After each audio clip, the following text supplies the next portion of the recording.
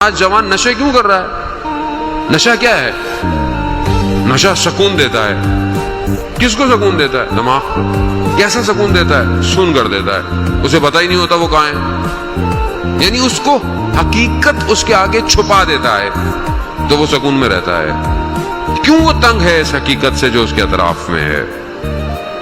کیوں وہ غافل ہو جاتا ہے؟ جب آپ اس کو صحیح طرح بات کریں گے، اس کی ٹریٹمنٹ کریں گے، اس کی کاؤنسلنگ کریں گے، تو یہ جوان کبھی کسی نشے کا شکار نہیں ہوگا۔ اسے لذت خدا اور عبادت خدا میں ملوث کریں، اور وہ تبھی ہوگا جب میں خود عبادت کروں گا، تبھی تو یہ عبادت کرے گا۔